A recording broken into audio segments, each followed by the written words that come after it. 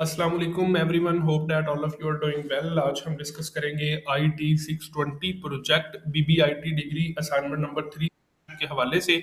Assignment number 2 का result आ चुका हुआ है। असाइनमेंट नंबर 2 का रिजल्ट हम देखेंगे, उसके बाद असाइनमेंट नंबर 3 के बारे में डिस्कस करेंगे, जिसके अंदर हमने रिवाइज OAR रिपोर्ट सबमिट करनी है। अगर आपको किसी भी किस्म की हेल्प चाहिए हो, आप हमारे साथ कॉन्टैक्ट कर सकते हैं।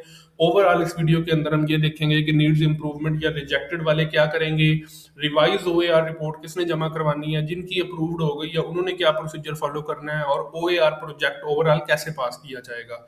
ठीक है, ये सारी चीजें हम वीडियो के अंदर डिस्कस करेंगे। अभी सबसे पहले जो है वो हम LMS देख लेते हैं।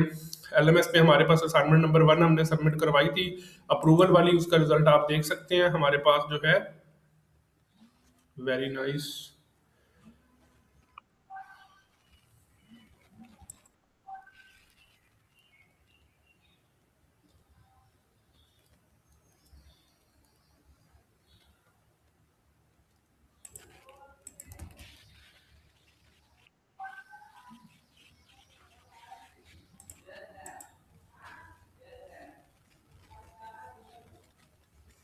ओके, IT 620 इसका रिजल्ट मैं आपको बता रहा था। रीड कमेंट्स हम देखेंगे, अप्रूव था हमारा। उसके बाद हमने assignment number 2 complete organization analysis report बना के सबमिट करवाई थी, उसका भी हम रिजल्ट देखेंगे।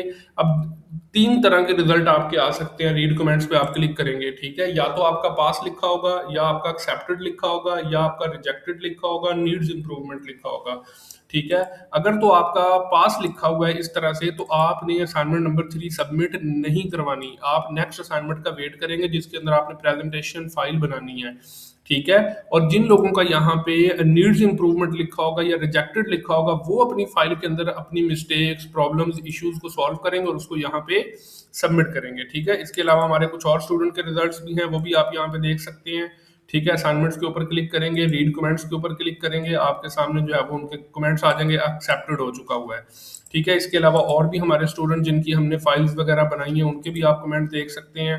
ये देखें, एक अनदर स्टूडेंट है, एक्सेप्टेड है, prepare your PPT slide and get ready for viva. ठीक है, तो इस तरह से आपने अपनी कंप्लीट वर्किंग करनी है। जिन लोगों की फाइल अप्रूव हो गई है वो असाइनमेंट नंबर 3 सबमिट नहीं करवाएंगे, वो अपनी प्रेजेंटेशन फाइल का वेट करेंगे। और जिनकी असाइनमेंट नंबर 2 के अंदर नीड्स कमेंट और रिजेक्टेड के कमेंट आए हैं, वो अपनी फाइल को दोबारा से करेक्शन करने के बाद असाइनमेंट नंबर 3 के अंदर अपलोड करेंगे। ये सारा प्रोसीजर होगा। इसके रिलेटेड आपको किसी भी किस्म की हेल्प चाहिए हो, कोई क्वेश्चन हो, कोई भी पॉइंट हो, आप हमारे साथ डिस्कस कर सकते हैं, आप हमारे साथ कॉन्टैक्ट कर सकते हैं। Thank you so much. Video के नेक्स्ट पार्ट के अंदर हम अगेन से डिस्कस करेंगे कि कंप्लीट आपने IT 620 का प्रोजेक्ट कैसे बनाना है, असाइनमेंट नंबर 2, 3 किन चीज़ों का ख्याल रखना है, वो आपको सारी चीज़ें इंशाल्लाह समझ आ जाएंगी।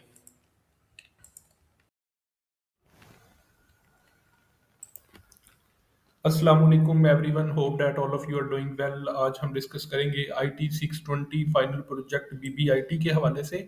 IT 620 फाइनल प्रोजेक्ट BBIT की डिग्री का, जिसकी असाइनमेंट नंबर 1 हमारे पास अप्रूवल ऑफ ऑर्गेनाइजेशन थी, जिसके ऊपर हमने एक कंप्लीट डिटेल वीडियो बनाई थी और सारी चीज़ें आपको बताई और समझाई थी। ठीक है, उसके बाद हमारी जो है वो असाइनमेंट नंबर 2 आ चुकी हुई है। असाइनमेंट नंबर 1 के अंदर आपने, सबसे पहले आपको ये बता दें कि आपके पास जो भी IT 620 के फाइल्स होंगी, असाइनमेंट्स होंगी, उनमें से किसी के भी टोटल मार्क्स भी जीरो होते हैं और ऑब्टेन्ड मार्क्स भी जीरो होते हैं। तो आपने इन मार्क्स को, इन स्कोर्स को नहीं देखना होता, इस चीज़ से आपने परेशान नहीं होना होता। ठीक है, आपने क्या करना होता है, आपने IT 620 का अपना रिजल्ट चेक करने के लिए रीड कमेंट्स के ऊपर क्लिक करना है और यहाँ पे लिखा हुआ है एक्सेप्टेड। ठीक है, इस तरह से आपने अपनी फाइल जो है वो एक्सेप्टेड वाली चेक करनी होती है, या आप अपनी ग्रेडेड असाइनमेंट जो होती है उसको डाउनलोड करते हैं और अपनी ग्रेडेड असाइनमेंट को देखते हैं कि उसके ऊपर क्या कमेंट्स हैं, सुपरवाइजर ने आपको क्या कमेंट दिए हैं। आप अपनी फाइल को डाउनलोड करते हैं, अपनी फाइल को देखते हैं, यहाँ पे क्लियरली मेंशन है एक्सेप्टेड। ठीक है, और ये टीचर के कुछ दूसरे कमेंट्स वगैरह मेंशन किए हुए हैं, जिनके बारे में आपको बताया गया कि आपने किस तरह से अपना काम करना है। मजीद इसके हवाले से ये बताया गया कि जिन स्टूडेंट्स की अप्रूव नहीं हुई ऑर्गेनाइजेशन, वो 13 नवंबर तक जो है वो अपडेट करें और सुपरवाइजर से परमिशन लें, या जो भी उनका काम है उसके अकॉर्डिंग अपनी वर्किंग को करें। ये हमने फॉर्म सबमिट करवाया था अपने स्टूडेंट्स के। ठीक है, अभी हम ये हमारे एक स्टूडेंट थे, इनका हमने आपको रिजल्ट चेक करवाया। जिस तरह रीड कमेंट्स था, एक और स्टूडेंट है, उनके भी हम आपको कमेंट्स रीड करवाते हैं। IT 620 प्रोजेक्ट, ठीक है, इसमें हम असाइनमेंट नंबर 1 इसके जो रीड कमेंट्स में जाएंगे, अप्रूव्ड। ठीक है, अप्रूव्ड लिखा हुआ हो, एक्सेप्टेड लिखा हुआ हो, स्टार्ट वर्किंग ओके लिखा हुआ, कुछ भी लिखा हो, पॉजिटिव साइन हो, इट मीन्स आपकी ऑर्गेनाइजेशन अप्रूव हो गई, अब आपने नेक्स्ट काम करना है, ठीक है। तो आपको IT 620 के प्रोजेक्ट के हवाले से किसी भी किस्म का कोई इशू आता है, आप कोई भी पॉइंट डिस्कस करना चाहते हैं, IT 620 का असाइनमेंट 2 जो है वो ऑर्गेनाइजेशन एनालिसिस रिपोर्ट है, आपने वो बनानी है, उसके हवाले से कोई प्रॉब्लम होती है या आपको वैसे भी कोई प्रॉब्लम आती है, तो आप हमारे व्हाट्सएप नंबर के ऊपर कॉन्टैक्ट कर सकते हैं, ठीक है। मजीद आपको IT 620 के हम अपने प्रीवियस सेमेस्टर के स्टूडेंट्स के रिजल्ट्स दिखाते हैं, जिनके प्रीवियस सेमेस्टर के अंदर हमने प्रोजेक्ट्स बनाए थे। ये देखें, स्प्रिंग 2025 IT 620 पी। आपको मैंने पहले भी बताया, कोई इसके मार्क्स नहीं होते, कोई इसका ग्रेड नहीं होता, कोई इसका रिजल्ट GPA के अंदर इंक्लूड नहीं होता, ठीक है। जस्ट आपकी डिग्री के ऊपर पास या फेल लिखा हुआ होता है ट्रांसक्रिप्ट पे। तो ग्रेड बुक के अंदर भी जस्ट ये P और F के नेम से आता है। उसके बाद IT 620 final project BBIT and other student, ये कमेंट्स में भी आप देख सकते हैं, पास है, ठीक है। फाइनल प्रेजेंटेशन और वाइवा के लिए बुला लिया गया है, ठीक है। उसके बाद नेक्स्ट अनदर स्टूडेंट, ये भी पास हैं। उसके बाद अनदर स्टूडेंट IT 620 स्प्रिंग 2025, इन्होंने हमसे प्रोजेक्ट करवाया था, पास। इससे पहले इन्होंने खुद ट्राई की थी, जो कि फेल हुआ था फॉल 2024 में, और स्प्रिंग 2025 में हमने किया था, तो अल्हम्दुलिल्लाह पास आया। अगेन अदर अदर स्टूडेंट, इनका भी पहले फेल हुआ था, बाद में इन्होंने हमसे करवाया, इनका भी पास है। नेक्स्ट अनदर स्टूडेंट, ये भी पास है। उसके बाद इनका ये स्प्रिंग 2025 ग्रेड बुक के अंदर रिजल्ट है, शो हो रहा है। इनके पीछे ये कमेंट्स थे बिफोर वाइवा, ठीक है। ये आफ्टर वाइवा जब ग्रेड बुक के अंदर रिजल्ट अपडेट हुआ, तो इनके भी अल्हम्दुलिल्लाह रिजल्ट्स जो है वो पास के थे, ठीक है। तो ये सारा क्राइटेरिया है, ठीक है। इसके अकॉर्डिंग अब हम डिस्कस करेंगे असाइनमेंट नंबर 2 को। असाइनमेंट नंबर 2 के अंदर क्या वर्किंग होगी, किस तरह से काम करना है, कौन कौन सी चीज़ें देखी जाएंगी। सबसे पहले आपको एक चीज़ बता दें, यहाँ पे बाई मिस्टेक जो है वो डेट 30 मार्च 2026 आ गई है, ये गलती से आई है, ठीक है। ये डेट अपडेट होके दिसंबर 5 हो जाएगी। इसकी जो लास्ट डेट सबमिट करवाने की है वो दिसंबर 5 है, तो आपने अपनी वर्किंग 5 दिसंबर के अकॉर्डिंग कंटिन्यू करनी है। 5 दिसंबर तक का आपके पास टाइम है अपनी ऑर्गेनाइजेशन एनालिसिस रिपोर्ट को सबमिट करवाने का, ठीक है। अगेन बता रहे हैं, ये वाली डेट बाई मिस्टेक आई है, यहाँ पे 5 दिसंबर डेट आएगी। ओके, असाइनमेंट नंबर 2 के अंदर आपने क्या करना है जी। असाइनमेंट नंबर 2 के अंदर आपने submission of organizational analysis report, organization analysis report आपने सबमिट करवानी है असाइनमेंट नंबर 2 के अंदर, जिसके लिए आपके पास जो है वो फाइल फॉर्मेट रिक्वायरमेंट, इसकी जो रिक्वायरमेंट है वो MS वर्ड के अंदर होनी चाहिए, PDF या PPT आप सबमिट नहीं करवा सकते, ठीक है। रिपोर्ट फॉर्मेट जो है वो प्रोवाइड किया गया डाउनलोड सेक्शन के अंदर, आपने उसी को यूज़ करना है और उसी के अंदर आपने वर्किंग करनी है। इसकी जो फॉर्मेटिंग होगी वो प्रॉपर वेल स्ट्रक्चर होनी चाहिए, अच्छे वे में आपने इसको प्रेजेंट करना है। लेटर ऑफ अंडरटेकिंग जो है वो आपने स्कैन कॉपी है वो उसकी अटैच करनी है, ठीक है। और सबमिशन डेट जिसकी है वो दिसंबर 5 2025 है। ग्रेस पीरियड इसके अंदर 24 आवर का आपको दिया जाएगा, मतलब कि दिसंबर 6 तक आप अपनी फाइल सबमिट करवा सकेंगे, ठीक है। तो ये क्वेश्चन फाइल की सारी चीज़ें थी। Submission of organization analysis report आपने करनी है, ठीक है। अब इसके हवाले से आ जाते हैं इसकी ऑर्गेनाइजेशन एनालिसिस रिपोर्ट के फॉर्मेट के ऊपर। आपने जौन सा फॉर्मेट यूज़ करना है, जिस फॉर्मेट के ऊपर आपने अपनी सारी रिपोर्ट बनानी है, आपने अपना सारा काम करना है, आपने जो ऑर्गेनाइजेशन सेलेक्ट किया उसके ऊपर अब आपने ऑर्गेनाइजेशन एनालिसिस रिपोर्ट बनानी है। उसमें आपने क्या क्या काम करना है और कैसे कैसे करना है, वो सारी चीज़ें हम यहाँ पे डिटेल में डिस्कस करेंगे, ठीक है। सबसे पहले आपने अपना टाइटल पेज बनाना है, ठीक है। टाइटल पेज के ऊपर आपने क्या चीज़ें लिखनी है, आपने नेम ऑफ ऑर्गेनाइजेशन लिखना है, नेम ऑफ द स्टूडेंट लिखना है, अपना स्टूडेंट ID लिखनी है और अपना सेशन लिखना है, जो कि फॉल 2025 का सेमेस्टर चल रहा है। डेट ऑफ फाइनल रिपोर्ट आपने लिखनी है, नेम ऑफ यूनिवर्सिटी और VU लोगो। ये आपने टाइटल पेज अपना बनाना है। ये आपको हम बना हुआ टाइटल पेज भी यहाँ पे दिखा देते हैं, ठीक है। ये इस तरह से आपने अपना टाइटल पेज बनाना है, ठीक है। ऑर्गेनाइजेशन एनालिसिस रिपोर्ट की हेडिंग, जिस ऑर्गेनाइजेशन में आपने काम की रिपोर्ट लिखी है उसका नाम, ठीक है। यहाँ पे स्टूडेंट का name, LMS ID submitted to IT 620, यहाँ पे आपने डेट मेंशन करनी है और VU लोगो लगाना है और यूनिवर्सिटी का नाम लिखना है, ठीक है। इस तरह से आपने अपना जो है वो टाइटल पेज बनाना है, ठीक है। ये आपका टाइटल पेज बन जाएगा। ये आपका फर्स्ट वाली जो रिक्वायरमेंट है ये कंप्लीट हो गई, ठीक है। उसके बाद नंबर 2 पे आ जाते हैं लेटर ऑफ अंडरटेकिंग। अब लेटर ऑफ अंडरटेकिंग क्या होता है? लेटर ऑफ अंडरटेकिंग एक पेज होता है जो कि स्टूडेंट ने खुद से फिल अप करना होता है और उसकी जो फाइल होती है वो अटैच करनी होती है। लेटर ऑफ अंडरटेकिंग में आपने एक फाइल होती है जो कि ये आपके पास एक पेज होता है, इसका आपने प्रिंट नहीं करवाना होता, ये होता है लेटर ऑफ अंडरटेकिंग। इसके ऊपर लिखा होता है कि स्टूडेंट ने सारा काम खुद किया है, उसने कोई फेक यूज नहीं किया, उसने किसी किस्म की कोई मिसलीडिंग नहीं की, सारा काम उसने बाय ऑनेस्टी किया, ठीक है। तो उसके हवाले से ये होता है लेटर ऑफ अंडरटेकिंग। इसके ऊपर स्टूडेंट ने इसको प्रिंट नहीं करवाना होता है, प्रिंट नहीं करवा के स्टूडेंट ने यहाँ पे अपना नाम लिखना होता है, यहाँ पे अपनी VUID लिखनी होती है, ठीक है। यहाँ पे अगेन नेम, सिग्नेचर और VUID डेट लिखनी होती है और ये आपका कंप्लीट हो जाता है। इसका आपने प्रिंट निकलवा के कैसे अटैच करना है वो आपको दिखाते हैं। आपने हेडिंग देनी है लेटर ऑफ अंडरटेकिंग, ये पेज था, आपने इसका प्रिंट निकलवाना है, आपने इसको बाई पेन फिल करना है, बाई पेन, ठीक है। और उसके बाद आपने अपना नेम लिखना है, अपनी एलएमएस स्टूडेंट ने खुद फिल करना है, आपने ये किसी से फिल नहीं करवाना। ठीक है, यहाँ पे नेम अपना लिखना है, अपने सिग्नेचर करने हैं और डेट लिखनी है, जिस डेट को आप सिग्नेचर कर रहे हो। डेट कोई भी हो सकती है, डेट दिसंबर 5 भी हो सकती है, या जिस डेट को भी आप कर रहे हो वो भी डेट हो सकती है, इस चीज़ से कोई फर्क नहीं पड़ता। ठीक है, अब आपके ये सेकंड वाला पॉइंट भी हो गया रिपोर्ट में। ठीक है, उसके बाद अब हम नेक्स्ट चलते हैं। नेक्स्ट आपके पास आ जाता है जी डेडिकेशन। ये ऑप्शनल है, डेडिकेट आप अपना काम किसको और करना चाह रहे हैं। जब भी कोई प्रोजेक्ट या थीसिस किया जाता है उसके अंदर dedication, I wanted to dedicate my project to my parents, my teacher, my friends etcetera, आप इसको स्किप भी कर सकते हैं। उसके बाद एक्नॉलेजमेंट आ जाती है, आप एक्नॉलेज किस किस को कर रहे हो, किस किस को बता रहे हो कि जी मैं अपना डिक्लेयर कर रहे हो कि आप अपना प्रोजेक्ट या थीसिस वर्क जो है वो कर रहे हो। ठीक है, तो उसके हवाले से आप देख सकते हैं जी, डेडिकेशन आपने लिखी है जी, मैंने अपने पेरेंट्स को अपना काम डेडिकेट किया, इसको किया। ठीक है, उसके बाद एक्नॉलेजमेंट आपने लिखनी है जी, मैं अल्लाह सुब्हानहू व तआला को शुक्रगुजार हूँ, इस तरह से आपने लिखना है। फिर आपने कंपनी के बारे में शुक्रिया अदा करना है, जिन लोगों ने आपको हेल्प की इस बनाने के लिए उनको शुक्रिया अदा करना है। इस तरह से करके आपने एक्नॉलेजमेंट लिखनी होती है। ठीक है, उसके बाद आपने एग्जेक्टिव समरी पे आ जाना। ठीक है, एग्जेक्टिव समरी जो है वो नॉर्मली एंड पे लिखी जाती है। ठीक है, जब आप पूरी रिपोर्ट बना लेते हो तो पूरी रिपोर्ट की आपने एग्जेक्टिव समरी जो है वो 250 से 300 वर्ड्स, मतलब एक पेज की आपने एग्जेक्टिव समरी, जिसके अंदर आपने पूरी रिपोर्ट के जितने भी पॉइंट्स होते हैं उन सब की समरी बना के यहाँ पे आपने लिखनी होती है। ठीक है, इस तरह से ये आपकी एग्जेक्टिव समरी होती है। एग्जेक्टिव समरी के बाद नेक्स्ट आपके पास आ जाता है जी table of content. Table of content आपने बताना है, जितनी भी आपकी रिपोर्ट के अंदर हेडिंग्स और सब हेडिंग्स होती हैं उन सब का आपने टेबल ऑफ कंटेंट बताना है। हेडिंग, सब हेडिंग, उनके पेज नंबर, ये सारी चीजें आपने मेंशन करनी होती है। ठीक है, इस तरह से आपकी ये टेबल ऑफ कंटेंट भी कंप्लीट हो जाती है। ठीक है, उसके बाद नेक्स्ट आपकी रिपोर्ट आ जाती है जी ओवरव्यू ऑफ ऑर्गेनाइजेशन।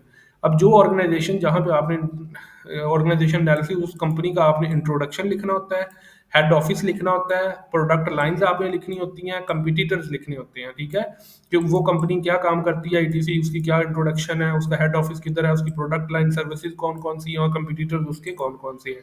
इंट्रोडक्शन देखें आपने यहाँ पे 1 पेज 1.5 पेज का आपने इंट्रोडक्शन लिखना है। उसके बाद कंपनी का आपने इस तरह से प्रॉपर हेड ऑफिस लिखना है। फिर उसके बाद आपने कंपनी का कंप्लीट जो है वो प्रोडक्ट लाइंस लिखनी है। ठीक है, स्टेप बाय स्टेप आपने सारी चीज़ों को यहाँ पे मेंशन करना है। उसके बाद कंपटीटर्स पे आ जाना है। कंपटीटर्स आपने लिखने हैं कि सेम सर्विसेज या प्रोडक्ट और कौन सी कंपनीज प्रोवाइड करते हैं। ठीक है, उसके बाद आपने आ जाना जी analysis of information technology. Format पे आते हैं पहले। यहाँ से जी आपका मेन काम शुरू होता है जी analysis of information technology function of the organisation. अब यहाँ पे आपने क्या मेंशन करना है कि जो ऑर्गेनाइजेशन आपने सिलेक्ट की है उस ऑर्गेनाइजेशन का आईटी डिपार्टमेंट कैसे काम करता है। मैंने आपको असाइनमेंट नंबर 1 के अंदर भी बताया था कि आपने ऑर्गेनाइजेशन वो वाली सिलेक्ट करनी है जिसका कल को आप आईटी डिपार्टमेंट के बारे में बता सको। उसके आईटी डिपार्टमेंट के अंदर कौन कौन से काम होते हैं, किस तरह की वर्किंग होती है, कौन से उनका सेटअप है, सारी चीजें हेडिंग्स की फॉर्म में आपने 1 बाय 1 लिखना है। ठीक है, अब आपके जो आईटी, सबसे पहले आपने ओवरव्यू देना है। अब आईटी डिपार्टमेंट की टोटल ऑलमोस्ट 11 हेडिंग्स है। ठीक है, सॉरी, आईटी डिपार्टमेंट की टोटल 11 हेडिंग्स है। ठीक है, आईटी डिपार्टमेंट के अंदर 11 तक। तो आपने क्या करना है जी, सबसे पहले इंट्रोडक्शन, मेन हेडिंग जो है वो 11 इंट्रोडक्शन। इंट्रोडक्शन में आपने brief overview of the role of IT department, पहले आपने ये मेन हेडिंग देनी है, ये सब हेडिंग देनी है, ब्रीफ ओवरव्यू। हर हेडिंग के नीचे आपने 6 से 7 लाइनें लिखनी है मिनिमम। ठीक है, बहुत ज्यादा नहीं लिखनी, 6-7 लिखें और मैक्सिमम 8 तक लिखें। ठीक है, ये जो आपकी मेन सब हेडिंग है ना, इसके नीचे 6 लाइनें लिखनी है। Brief overview of the role of IT department के, वो जो कंपनी है उस कंपनी के अंदर जो आईटी और एमआईएस डिपार्टमेंट है उसका ओवरव्यू बताएं, उसका क्या रोल है। ठीक है, फिर उसका पर्पस और रेलिवेंस बताएं कि इस आईटी डिपार्टमेंट का क्या पर्पस और उसका क्या रेलिवेंस या उसका क्या रिलेशन है उस कंपनी के साथ।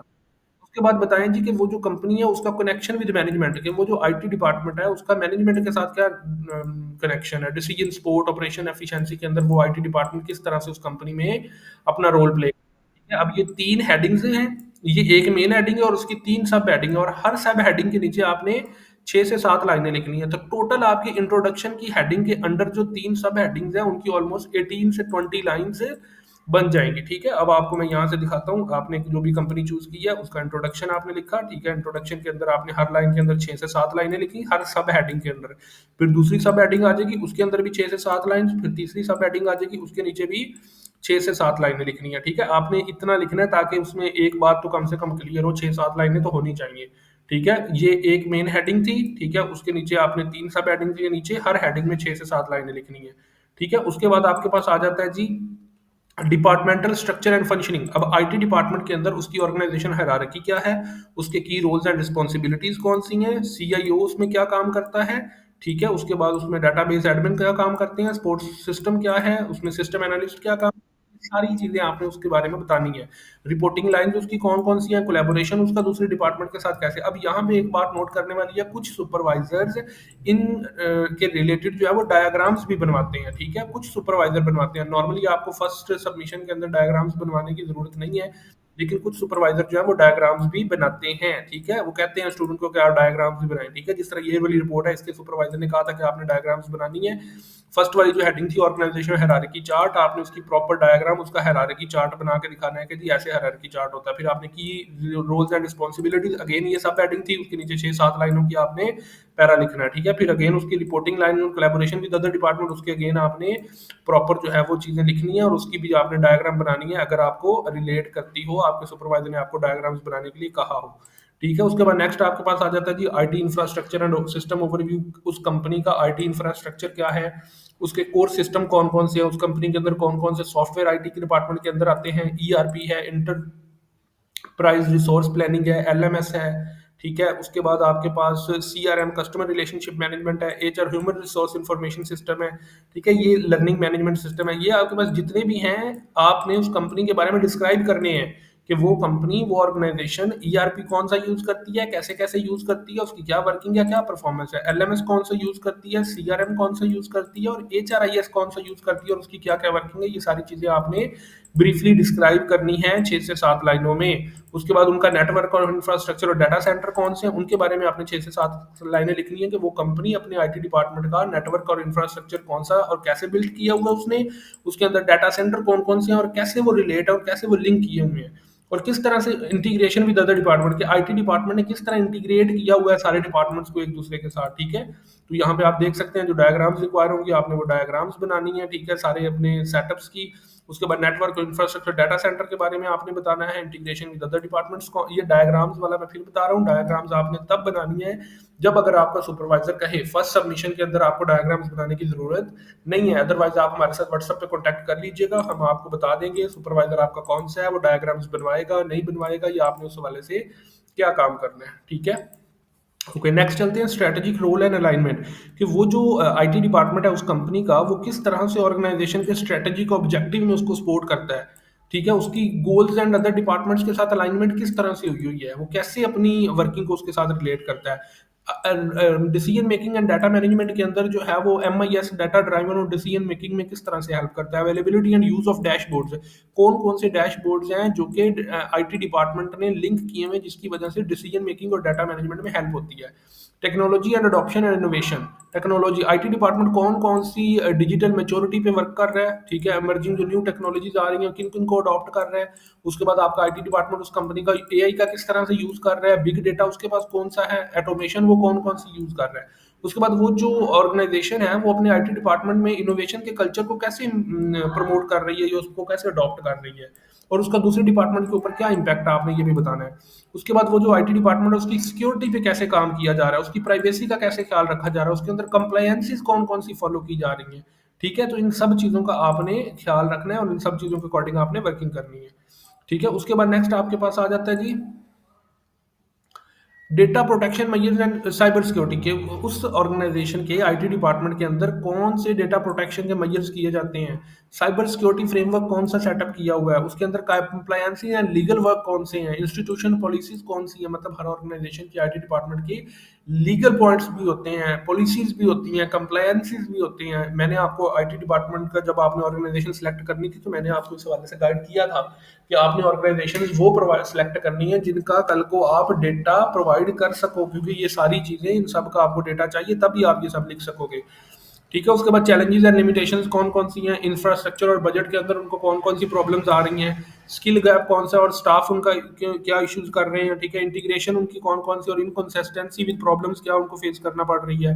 User resistance and training issues उनको क्या क्या आ रहे हैं आईटी डिपार्टमेंट को। इंटर डिपार्टमेंटल कोलैबोरेशन के अंदर वो किस तरह से काम कर रहे हैं, किस तरह आईटी डिपार्टमेंट ने अदर डिपार्टमेंट्स को एक दूसरे के साथ कोलैबोरेट किया हुआ, ये आपने बताना है, ठीक है। प्रोजेक्ट उनके कौन कौन से चल रहे हैं, डेवलपमेंट पे कैसे काम किया जा रहा है, सपोर्ट इनिशिएटिव्स कौन से लिए जा रहे हैं, रिकमेंडेशंस और इम्प्रूवमेंट्स के ऊपर वो कैसे काम कर रहे हैं, अलाइनमेंट पे वो कैसे डिपार्टमेंट्स को किया हुआ है, ट्रेनिंग सपोर्ट मॉडर्न टेक्नोलॉजीज कैसे अडॉप्ट कर रहे हैं, रिकमेंडेशंस कौन कौन सी उसके अंदर वर्क कर रही हैं, ओवरऑल आपने आईटी, अब ये जो कंक्लूजन आपने लिखना है ना, ये कंक्लूजन आपने सिर्फ आईटी डिपार्टमेंट का लिख रहे हैं कि आईटी डिपार्टमेंट की फाइंडिंग्स कौन सी हैं, उसके अंदर स्ट्रेटेजिक वैल्यू कौन सी है, उसके अंदर outlook and role of digital transformation क्या है।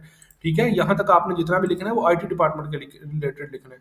ओके, उसके बाद आपने लिखना है जी क्रिटिकल एनालिसिस। क्रिटिकल एनालिसिस के अंदर आपने, उससे पहले मैं आपको जो है वो बाकी फाइल दिखा देता हूँ। ये बाकी कंप्लीट फाइल सारी हेडिंग्स के साथ हमने यहाँ पे की हुई है। आईटी एंड अलाइनमेंट है हमारे पास, डिसीजन मेकिंग है, फिफ्थ वाली हेडिंग, उसके बाद ये डायग्राम्स आ जाती हैं, फिर सिक्स वाली हेडिंग उसकी ये सारी वर्किंग आ जाती है, उसकी ये डायग्राम्स जो जो भी रिक्वायर्ड होती हैं वो आपने बनानी है। सेवन्थ वाली आ जाती है हेडिंग, एट वाली आ जाती है, नाइन, और इस तरह से आपकी ये सारी डायग्राम्स के साथ ये जो सारा सेटअप आपका ये कंप्लीट हो जाता है। ठीक है, उसके बाद नेक्स्ट कंक्लूजन आपके पास आ जाता है। फिर आपके पास आ जाता है जी क्रिटिकल एनालिसिस। क्रिटिकल एनालिसिस क्या होता है जी, आपने उस कंपनी के बारे, आईटी डिपार्टमेंट के बारे में जो आपने थ्योरी के अंदर चीजें पढ़ी हुई अपनी बुक्स के अंदर, वो कौन कौन सी थी, और आपने प्रैक्टिकली उस ऑर्गेनाइजेशन के अंदर कौन कौन सी चीजें, कौन कौन सी टेक्नोलॉजी, कौन कौन से कंसेप्ट को देखा कि वो इम्प्लीमेंट किए हुए हैं। ठीक है, इसका आपने जो है वो 500 टू 600 ऑलमोस्ट 1.5 पेज आपने लिखना है। आपको आईटी डिपार्टमेंट, ये क्रिटिकल एनालिसिस आप देख सकते हैं, 1 पेज था, ये ऑलमोस्ट 2 पेजेस पे लिखा हुआ है। ठीक है, उसके बाद आपने आ जाना जी पेस्ट एनालिसिस पे। पेस्ट एनालिसिस आपने करना है उस ऑर्गेनाइजेशन का, आपने उस organisation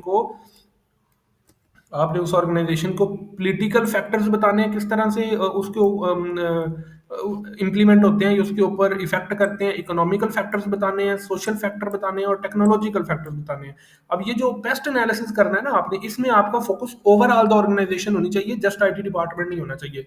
political point of view से आपने लिखना है ओवरऑल ऑर्गेनाइजेशन का, आईटी डिपार्टमेंट का नहीं। इसी तरीके से स्वॉट एनालिसिस आपने करना है कंपनी का, उसके अंदर आप कंपनी की स्ट्रेंथ बताते हो, वीकनेस बताते हो, अपॉर्चुनिटीज बताते हो, थ्रेट्स बताते हो। ठीक है, ये आप सारा करते हो। उसके बाद आपने कंपनी का कंक्लूजन आपने ओवरऑल इस ऑर्गेनाइजेशन एनालिसिस रिपोर्ट का लिखना है, शुरू से लेकर एंड तक आपने जितना काम किया है। उसके बाद रिकमेंडेशन आप कौन कौन सी देते हो, आपने उस कंपनी को ऑब्जर्व किया, उसकी अच्छी और बुरी चीजें देखी, उसके हिसाब से आपने बताना है कि आप कंपनी को क्या रिकमेंड करते हो। एंड पे रेफरेंसेस आ जाते हैं, रेफरेंसेस एंड सोर्सेज, मतलब ये सारा डेटा जो आपने ऊपर वाली रिपोर्ट बनाई है, ये सारी रिपोर्ट बनाने के लिए आपने डाटा किधर से लिया है। ये नहीं कि आपने बस बना दिए चुप करके, आपने जिधर से डाटा लिया है उन सब का आपने रेफरेंस भी देना है, कि बताना है कि ये डाटा मैंने इधर से लिया, और उसका एपीए स्टाइल के अंदर उसकी रेफरेंसिंग करनी है।